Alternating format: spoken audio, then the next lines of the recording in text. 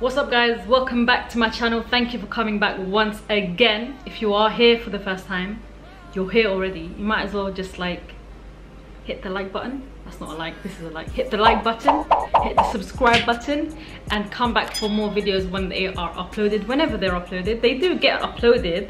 I'm not gonna pretend to be like a proper YouTuber, but I do upload videos. So you're here for the first time, probably because you're thinking of visiting Qatar soon, or maybe you're already in Qatar and you don't know what to do, you don't know where to go.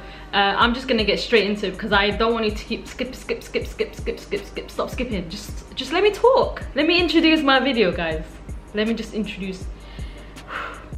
So in no particular order, my top things to do in Qatar, things you have to see if you're gonna come, and if you don't see these things, you might as well just head back on the flight and just. Number one, Souk Waqif. So Souk Waqif means standing market, and the reason for that is because when the vendors used to come and sell at the marketplace back in the day, it used to flood a lot because of its close proximity to the sea. And because it was flooding, they used to just stand up while they sell their products so that they can run away when the tides come in, you know what I mean? So although it is an ancient market site, in 2004 it was renovated, the whole area was renovated and restored to preserve its cultural Qatari architecture. So if you go there, it looks old, but it also looks kind of fresh. Honestly, it's such a beautiful site, and it's probably one of my favorite ones in Qatar. I'm always there, and I think it's one of the very few places where you get a real cultural rich experience. So there's plenty of things to do at the market itself. You can buy things as a tourist. You can buy your magnets for all your family and friends that you love so much. You buy magnets for, and you know, as for locals, you can buy spices, pets. Unfortunately, you can buy plenty of things, fabrics, whatever you want is at this market. But if you're not there to shop, you can also go there for the restaurants. Dozens of restaurants, indoors and outdoors. For the winter seasons, it's probably nicer to stay outdoors. For the summer seasons, it's probably best to stay indoors because it's so hot. So the cafes or the restaurants are very vibrant. If you go to the right places, there's always live music. There's plenty of things to try, plenty of things to eat, plenty of different cuisines. What else? There's shisha cafes if you're into that. Whatever you want is there, unless you want like things like alcohol and stuff. That's not. Moving along to the Museum of Islamic Arts, which is number two. Conveniently, it's only about 5-10 minute walk away from Souk Waqif. And if I'm being completely honest with you, the museum itself is nice to just walk in and walk out. It's one of those places where you just have to take a picture and leave. And in fact, if you walk into the museum itself, take a picture of the reception area, and then walk out of the wings, there's a nice view where you can see the skyline and take a picture. There's like a window thing. Just find it, just walk around. Before you leave that site, the only thing that you need to go to that site for, really and truly, in my personal humble opinion, is the pier that surrounds the museum itself. So it's called Mia Park, Museum of Islamic Arts Park. Basically a pier that you walk all the way down to, and you go right to the end, and there's like 2 hills and cafes at the end, and that's the perfect site, perfect place to see the Doha skyline, which is incredible. Now I highly recommend that you go there at just before sunset.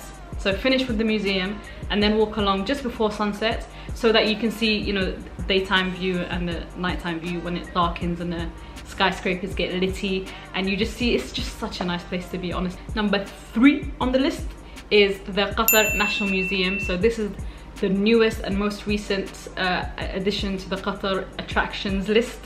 Not just my list, as in like the whole country list, because it's a new building, so they just opened it like recently. It's not just my list, I'm just saying like generally. So if you're not into museums, I don't actually care. I don't care, because you have to go to this one, and the reason why you have to go to this one is because of the building itself. Like the building looks a bit like this. It's a bit like, and it's based on the Desert Rose, which is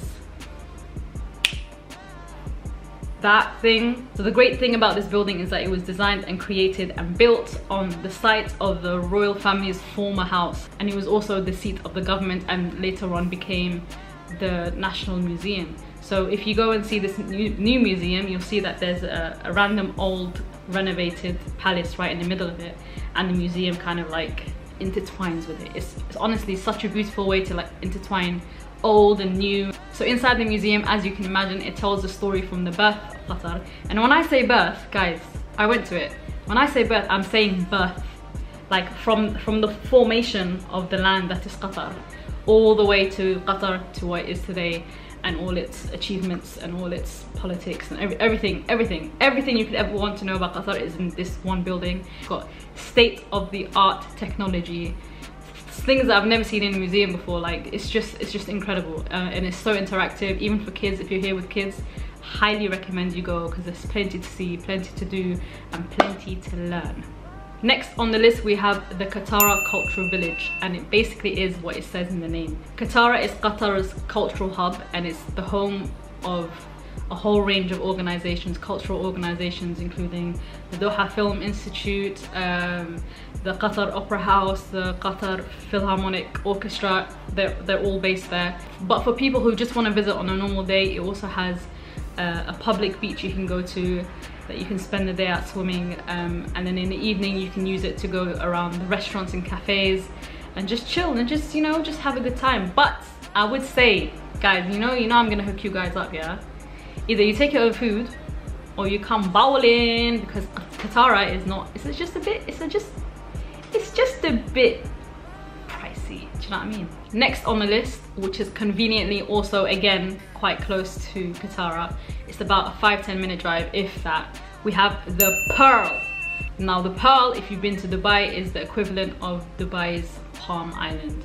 It's a whole man-made island on its own, and it's got different areas and different things to see. So the first thing that you should see when you're coming to the Pearl is Qanat Qartier. So Qanat Qartier is designed to look like and resemble Italy's Venice, which is beautiful to see. Honestly, it's a small village, and it has a whole range of buildings that are different colors, nice bright colors, and it's got rivers flowing through just like in Venice, and it's got gondola rides that you can go on. If you want to go stunt on the Instagram, that's the spot you need to go to. Take some fire pictures, get those likes. Now if you're going to the Pearl for the evening, you need to be in Medina Central, or Medina Centrale, or Central, I don't know, but it's got an E at the end of Central, and I don't know how to pronounce that, but that area is where all the hype is. So if you're from London, the best way to describe it is that's the equivalent of Knightsbridge in London. So that's where you have all the flashy cars, all the flashy abayas, all the flashy thobes, and you know, all the men and everything. You know, I'm not saying go there for the men, I'm just saying that's where all the men. It's flashy, all right? So if you go to Medina Central, you can walk around. There's plenty of cafes, restaurants. It's all outdoors. It's very, very nice, especially in the winter season. There's usually live music going on here and there. You just have to find it, walk around. It's very, very nice to walk around. And it's the kind of place where you go out, you know? Like dress up a bit. And the final place in the Pearl that you need to see is Porto Arabia. So this is the marina of Qatar. It's where you go to see all the super extravagant, super expensive yachts that, you know, make your life dim a bit. Mashallah, say mashallah. You can walk along the marina, and there's plenty of restaurants. Again, many of them are on the sea, which is lovely, especially the ones at the end of them. So you can just walk, just explore it. I'm not gonna tell you all the secrets. Next on the list is Lusail, which is a whole new city, but listen to this. It's only 5 minutes away from the Pearl. Lusail is Qatar's brand new city, and they're building the city. It's still under construction, but the reason why they built it is to accommodate for the upcoming 2022 World Cup. So it's a whole new city, new residential areas, new commercial buildings, skyscrapers, whatever. But it's worth going to see, and there's especially an area called the Marina Promenade, which is just a small strip of Corniche that's nice to go to. It's got drive-through stalls that you can go to, like tea time, you know, just small snacks kind of things, burgers, tea, coffees and all that. It's nice to go there if you want just like a quiet evening, walk along the Corniche. It's quite cool. Next on the list is obviously, don't even bother coming to Qatar if you're not going to do this one, deserts. So if you're here for the desert experience, your best bet is to go to Sea Line. So if you get to the Sea Line area, the first thing you'll see is like a whole strip of quad bike vendors. You go and basically negotiate, haggle as much as you want, and you can spend an hour on the quad bikes. I highly recommend it. It's super fun, and they basically give you freedom to go anywhere in the desert as long as you're back within an hour. And then once you're done with that, you can go to the Sea Line Resort. The actual resort is for people that want the beach day but don't want the hassle. So Sea Line Resort, you pay, I think it's about 150 Qatari riyal to get in, and once you're in there, you have all the facilities that you could ever ever ask for. Honestly, like genuinely, it's got restaurants, it's got cafes, it's got the biggest strip of beach I've ever seen in my life. It's got jet skis, water sports, it's got basketball courts, football courts, it's got a kids pool, it's got a big pool, it's got volleyball, it's got everything, honestly. And the great thing about it is if you pay the 150 to get in, which you have to, obviously don't sneak in the back, a portion of that goes towards the buffet. So you either choose the lunch buffet or the dinner buffet depending on the time that you're there, and that's included in the fee. Now, if you want the beach but you do want the hassle, you want a bit of DIY, you want a bit of an adventure, then you forget Sea Line, continue going forth, and you'll get to the desert, and you go into the desert. By the way, you're driving, obviously don't just walk into the desert. And it's about a 2-minute drive just off the Sea Line Resort, and there's another strip, it's the same strip of the beach, of the coast basically. And what you can do there is just basically park up your car, set up your picnic, set up a tent, set up whatever you want, whatever you have. You can just literally park your car here while the sea is here. Like the sea could like wash your tires. But if you're a little more adventurous, there's this incredible place called Inland Sea. So you forget the quads, forget Sea Line Resort, forget the public beach, go straight into the desert for about 45 minutes to an hour, I believe. Is something called the Inland Sea, and this is exactly what it says on the tin. It's a sea that comes inland into the desert, and it's one of the best, most picturesque places you can go to in Qatar. It's honestly, it's the highlight of the trip. If you go there, you're stunting on Instagram. Like, just expect 1,000 likes minimum. Just do it. Do you know what I mean? Just do it. So if you're visiting Qatar and you're renting out a car, obviously I don't recommend that you drive into the desert yourself. Like, I know you want an extreme adventure, but that's like calling for death. So what I would suggest you do is organize and book an excursion trip with an actual company that does this for a living. You can probably just Google some or find one on the leaflets in the hotel that they gave you that you threw away. Next on the list, Banana Island, is the Maldives of Qatar. And when I say them, I'm not lying. This is the Maldives of Qatar. And the great thing about it is it's only 15-20 minutes away by boat. So you can go on their website, I'll put it in the description below, but you can book a night, you can book a week, you can book whatever you want. Obviously it's very, very pricey, but if you want to go visit just for the sake of visiting, you can book just a day trip where you can spend the day at the beach and go to the restaurants, use the facilities, whatever you want to do. Or you can just book a brunch, or you can just book a dinner date thing. And the great thing is the transportation on boat is included in the price, so you just go on the website and book that. So obviously everything that I've recommended has been quite PG and halal, and just for the sake of covering all bases, if you are looking for, you know, a bit of a wild experience in Qatar, obviously you're not allowed to drink alcohol publicly in Qatar. So if you are looking for alcohol and clubbing and experiences around that area, you would have to go to a hotel where you can safely have fun and not get in trouble, not get deported. So just go to any hotel. All the mainstream hotels have clubs and whatever you want to do, so just go there, do what you need to do and bounce. And just while we're on that topic, if you're going to a public beach, ladies, no bikinis.